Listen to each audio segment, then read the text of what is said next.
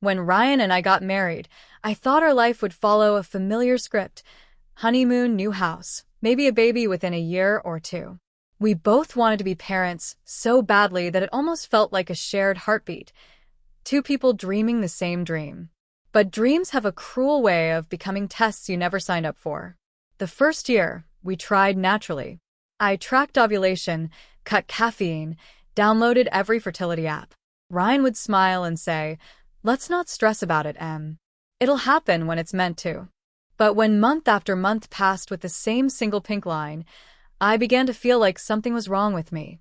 The second year was a blur of doctor appointments and blood tests. Words like low ovarian reserve and hormonal imbalance started entering our conversations. The first time the doctor suggested IVF, I felt both relief and fear.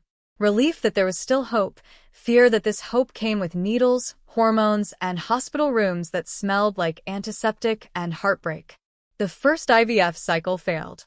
I remember sitting on the bathroom floor, clutching the negative test in my hand, while Ryan knelt beside me saying it was okay, that we could try again.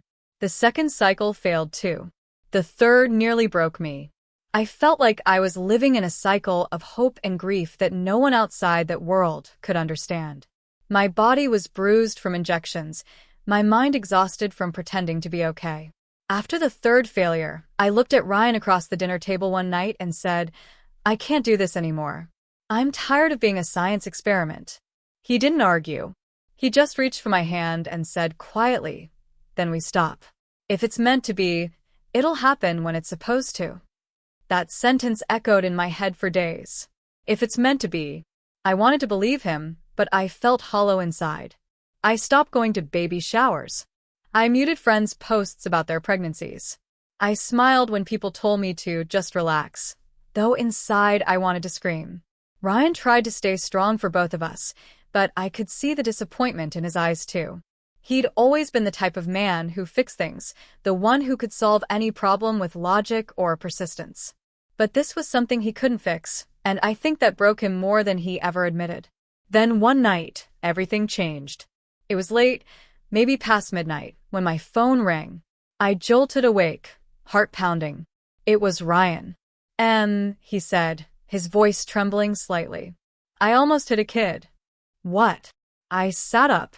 Are you okay? What do you mean a kid? There was a little girl, maybe 4 years old. She was just standing in the road. Alone. I stopped the car, got out. She didn't say a word. She was barefoot, shivering. I called the police. They came and took her. I didn't know what to say. At this hour? Where were her parents? They couldn't find them. She just stared at me. Wouldn't talk. I can't get her face out of my mind. That night, Ryan barely slept. For days afterward, he seemed distracted, quiet, like he was carrying someone else's pain inside him. When I asked if he was okay, he said, "I keep thinking about that girl. I can't explain it, Em. It's like she's mine somehow." I didn't understand what he meant, but I saw something in his eyes, a tenderness I hadn't seen in months, maybe even years. A week later, he came home with a strange look on his face and said, "I went to the police station." I frowned. Why? To ask about the girl. I stared at him, unsure if I was hearing him right. "Ryan, you can't just..." "I know," he said, cutting me off gently. "But I had to know what happened to her. They found her mother, she's a drug addict. She signed away custody, without hesitation. The girl's in a shelter now." I didn't know what to say. Part of me was moved by his compassion. Another part of me wanted to protect us, to not open another emotional wound. "Ryan," I said carefully, "that's tragic, but it's not our responsibility." He nodded slowly. "I know. I just can't stop thinking, maybe we could meet her. Just once." I laughed nervously. "Meet her? Ryan, we can't just walk into a shelter and meet a random child." "I talked to them," he said, his voice steady. "They said we could visit. Just to see her."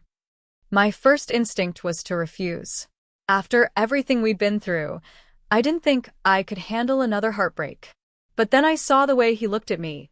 Hopeful, gentle, pleading. I had seen that look before, when he asked me to marry him. So I agreed. A week later, we went to the shelter. The building was gray, with peeling paint and flickering lights. My heart raced as we walked inside. A social worker led us to a small playroom with faded toys and a mural of clouds on the wall. And there she was, the little girl Ryan had almost hit that night. She sat quietly in the corner, holding a stuffed rabbit with a missing ear. When she looked up, our eyes met. Her gaze was calm, steady, far too wise for a 4-year-old. The social worker tried to encourage her to say hello, but she didn't. Instead, she just stood up, walked toward me, and without a word, reached for my hand. It was the smallest, simplest gesture, but something inside me broke open. I felt warmth flood my chest, tears fill my eyes. In that moment, it was as if some invisible thread connected us. I squeezed her tiny hand and whispered, "Hi, sweetheart." And right then I knew I couldn't leave this girl here. After that first meeting, I couldn't stop thinking about her. The way she'd taken my hand so naturally, like she'd been waiting for me. It wasn't just pity or maternal instinct. It was something deeper, something that bypassed logic entirely. Her name was Lily. The social worker said she hadn't spoken a word since they found her. They suspected trauma, neglect, maybe abuse. Her mother, they said, had been found unconscious in an abandoned house, high and incoherent. When told her daughter would be placed in state custody, she reportedly said, "Good. Less trouble for me." And that was that. I remember driving home with Ryan in silence. The city lights flashed across his face, and I could see the tears he was trying not to shed. Finally, he said, "You felt it too, didn't you?" I hesitated. Felt what? That she belongs with us. I looked out the window, pretending to be lost in thought, but the truth was, I had felt it. That strange spark in my chest when her tiny fingers wrapped around mine. It scared me, because I'd spent years building a wall around my heart, protecting it from more disappointment. And in a single touch, she'd cracked it wide open. "Ryan," I said softly, "we don't know anything about her. Her background, her health." "I don't care," he said. "She needs a family, and we need her." Those words echoed inside me long after we got home. The next few weeks were a blur of conversations with social workers, background checks, home visits, and psychological evaluations. Each time they asked us, "Why do you want to adopt?" I never knew what to say. Because we can't have our own? Because my husband saw a lost little girl and saw our future in her eyes? Because love found us in a way science couldn't? I'd smile politely and say something generic about wanting to give a child a safe home, a second chance. But inside, it felt bigger than that. Almost spiritual. One afternoon, during a home evaluation, a young caseworker named Dana smiled at me and said, "You know, Mrs. Carter, most couples who've gone through failed IVF aren't emotionally ready for adoption this soon. You seem very sure." I looked at her and said quietly, "Because I met her. And when I did, I knew." She nodded with that half-sympathetic, half-professional expression people use when they don't understand something that isn't logical. We visited Lily several times before the paperwork was finalized. Each time, she opened up just a little more. She never spoke, but her silence was different now, softer, calmer. She'd sit on my lap and play with my necklace, tracing its pendant with her tiny fingers. Once, she placed her palm against my cheek and smiled faintly. It was such a small gesture, but I felt like she was telling me, "I trust you." Ryan was amazing with her, patient, gentle, endlessly playful. He'd bring her picture books and read aloud, even though she didn't answer. Sometimes, she'd curl up beside him and fall asleep, her little hand clutching his sleeve. Each time we left, she'd cling to me, reluctant to let go. And each time I promised silently, "Soon, sweetheart. Soon you'll come home." The adoption process felt endless. Background checks, home inspections, court dates. I started to understand why people say adoption isn't for the faint of heart. But every form, every interview, every signature felt worth it. Ryan painted her room himself, soft pink walls with a white wooden bed and fairy lights around the window. He said, "When she comes home, I want her to walk into a room that feels like love. The night before the court hearing, I couldn't sleep. I walked into her empty room and sat on the bed, running my fingers over the tiny pillow. The air smelled faintly of paint and lavender. For the first time in years, I felt expectant. But not the painful kind of expectation I'd felt before. This was different. It was peace. The next morning, we stood before the judge, a kind-looking woman with silver hair. She asked us the usual questions. Did we understand the responsibilities, the permanence, the challenges? I said yes to all of them, my voice trembling. Then she said the words that would change our lives forever. Congratulations, Mr. and Mrs. Carter. She's officially your daughter. I broke down, crying right there in the courtroom. Ryan held my hand so tightly, I could feel his pulse against my skin. When we brought Lily home that day, she didn't cry. She didn't seem scared or confused. She walked into her new room, looked around quietly, and then turned to me. "Mommy," she whispered. It was the first word she'd spoken in months. I froze. My breath caught in my throat. Ryan's eyes filled instantly with tears. "Did she?" he started, but I just nodded, speechless. She walked over to me, put her arms around my neck, and said again, "Mommy." In that moment, something healed inside me that I hadn't realized was still broken. All those years of injections, hospital visits, negative tests, they suddenly made sense. It was as if all that waiting had been leading us right here. That night, after we put her to bed, Ryan turned to me and said, "You know, if we'd had a baby right after the wedding, he or she would be 4 years old right now." I looked at him, tears streaming down my face. "You think that means something?" He smiled softly. Yeah. "I think we were always meant to meet her, just not the way we expected." I fell asleep that night holding his hand, listening to the quiet sound of our daughter's breathing through the baby monitor. For the first time in years, our house didn't feel empty anymore. It finally felt like home. The morning after we brought Lily home, I woke up before sunrise. For a few seconds, I forgot she was there, and then I heard soft footsteps in the hallway. When I peeked out, she was standing by the doorway in her tiny pajamas, holding her stuffed rabbit by one ear, looking unsure if she was allowed to come in. I lifted the blanket and said, "Come here, sweetheart." She climbed into bed beside me, pressing her little body against mine. Her skin was still warm from sleep. Her hair smelled faintly of shampoo from her bath the night before. She didn't say anything. She didn't have to. Her small hand rested on my arm, and that was enough. That morning, I learned something new.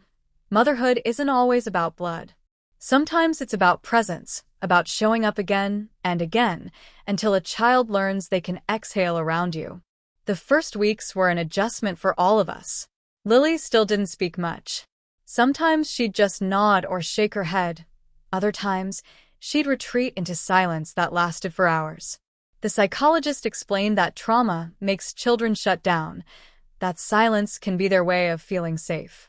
So I learned to communicate differently.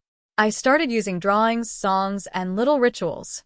Every morning, I'd make her pancakes shaped like hearts and ask, "One heart or two?" She'd hold up 2 fingers with a shy smile. At night, we'd read picture books together, and she'd point at things she liked, a cat, a rainbow, a house, and I'd name them softly. Slowly, she began whispering the words after me. Each one felt like a tiny victory. Ryan was endlessly patient. He'd sit with her for hours building Lego towers or painting wooden blocks. Once, when he was fixing a drawer, she crawled under the table to hand him screws. He laughed, kissed her forehead, and said, "You're my little helper." She giggled, the kind of laugh that comes from deep inside a child who finally feels safe. I stood in the doorway watching them, tears burning my eyes. For so long, I'd imagined what Ryan would look like as a father.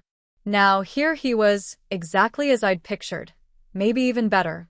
As months passed, Lily began to blossom. She loved music.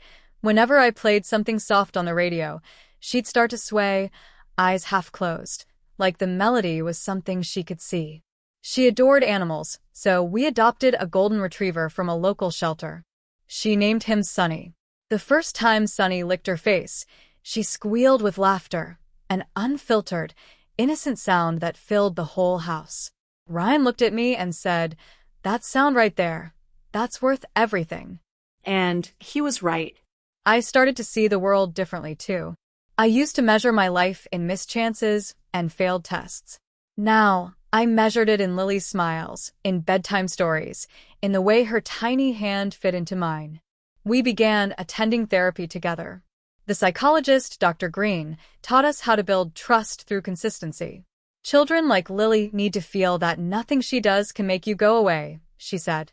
"She's learning that love doesn't leave." That sentence hit me harder than I expected. Love doesn't leave. So I made a silent promise to Lily that day that no matter what happened, I would never be another person who abandoned her. By the time her 5th birthday came, she'd changed completely. She still didn't talk much in public, but at home, she was full of life. She'd run around barefoot, her curls bouncing, singing off-key songs about our dog and pancakes. She'd call Ryan Daddy now, without hesitation. When people asked about her, I proudly said, "This is my daughter, Lily." And every time I said it, it felt truer, deeper. One afternoon, I took her to the park. She ran ahead, chasing bubbles, her laughter echoing through the trees. A woman nearby smiled and said, "She looks just like you." For a second, I froze. Then I smiled back and said, "I know." I didn't correct her. I didn't explain that Lily was adopted. Because in every way that mattered, she was mine. That summer, we traveled to the seaside. Lily had never seen the ocean before. When she spotted it from the car window, her eyes widened and she gasped, an actual gasp, pure and amazed. On the beach, she ran toward the water, stopped right at the edge, and looked back at me, waiting for permission. I nodded, and she stepped into the waves, giggling as the cold foam touched her feet. Ryan took photos of us as she splashed around. Later, when we looked at them, he said, "She looks happiest with you." I smiled. I think we healed each other. He wrapped his arms around me. "You're finally smiling again, Em. Really smiling." It was true. For the first time in years, I wasn't waiting for something to fill the emptiness. The emptiness was gone. Then one morning, 6 months after Lily came into our lives, I woke up feeling exhausted. My body ached, my head throbbed. I assumed it was just stress. Between work, parenting, and therapy appointments, I'd been stretched thin. When the nausea started, I blamed it on bad takeout. But days passed, and it didn't go away. I remember standing in the bathroom, staring at my reflection, pale, tired, when a thought crossed my mind that made me laugh out loud. What if I'm pregnant? It was absurd. Impossible, even. After everything we'd been through, I didn't dare hope for that again. Still, something inside me, a quiet voice, urged me to check. So I did. I sat on the edge of the bathtub, test in hand, heart racing like it used to all those years ago. When the second line appeared, I didn't scream. I didn't even cry. I just sat there, staring at it, my hands trembling, whispering, "No, this can't be real." But it was. Ryan found me there a few minutes later. When he saw the test, he froze. His face went pale, then broke into tears. Are you?" I nodded, laughing and crying all at once. "We're going to have a baby." He sank to his knees, hugging me so tightly I could hardly breathe. "She brought him to us," he whispered. "Lily brought us this." And maybe she did. Maybe the universe had been waiting for us to open our hearts, to give love before asking for it. Maybe this was our reward, not for trying, but for choosing compassion when we had every reason to give up. That night, I tucked Lily into bed, kissed her forehead, and whispered, "You made Mommy's heart whole again." She didn't understand, but she smiled in her sleep, and that was enough. Pregnancy felt surreal, like stepping into a dream I'd long since stopped believing in.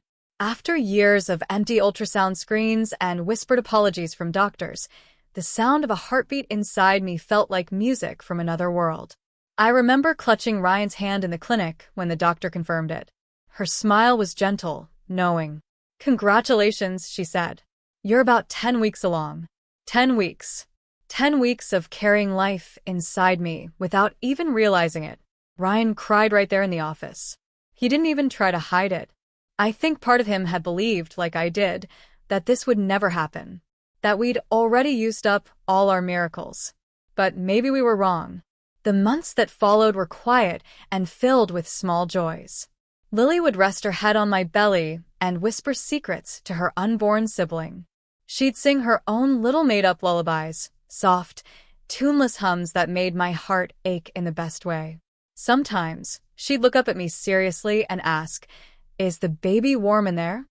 I'd smile and say, "Yes, sweetheart. Very warm." She'd nod, satisfied, as if she were the one responsible for keeping the baby safe. The truth was, in a way, she was. Because before Lily, I'd forgotten what hope felt like. She taught me to love without expectation, to give without guarantee. And I think that love opened a door inside me that had been closed too long. When the time came, labor was long and exhausting. Ryan never left my side, holding my hand, wiping my forehead, whispering, "You're strong, Em. You've always been strong." And then, at 3:47 in the morning, I heard the cry. That first sharp, beautiful cry that cuts through every pain, every memory of loss. "It's a boy," the nurse said, placing him on my chest. I'll never forget that moment. The warmth of his skin, the weight of him, the smell of new life. I looked at Ryan, who was crying again, and whispered, "We did it." He kissed my forehead. "No," he said softly. "You did it." When Lily came to the hospital the next morning, she brought her stuffed rabbit for the baby, the one she'd carried since the shelter. She held it out solemnly, saying, "For him." I nearly burst into tears. "That's your favorite toy." She shrugged. "He needs it more." Watching her, I felt something inside me shift again, that same warmth from the day I met her. Except now it was fuller, deeper. Our family was whole in a way I'd never imagined possible. We named him Noah. At home, Lily took her role as big sister very seriously. She'd sit by his crib, narrating her picture books while he slept. She'd fetch diapers, sing nonsense songs, kiss his forehead every night. Sometimes I'd watch her and think, she's not just part of our story. She was the beginning of it. A few months later, I stood in the kitchen, holding Noah in one arm while Lily colored at the table. Ryan came in from work, kissed my forehead, and said, "You realize this house is never quiet anymore?" I laughed. I wouldn't trade it for anything.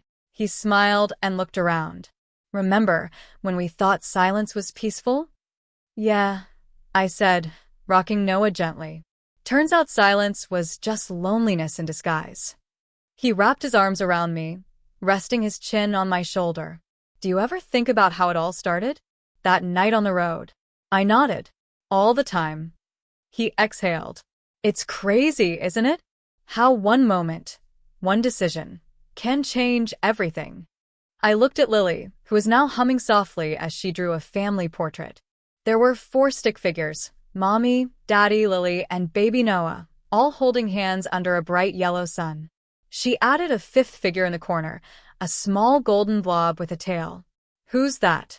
I asked, smiling. "Sonny," she said. "He's part of the family, too."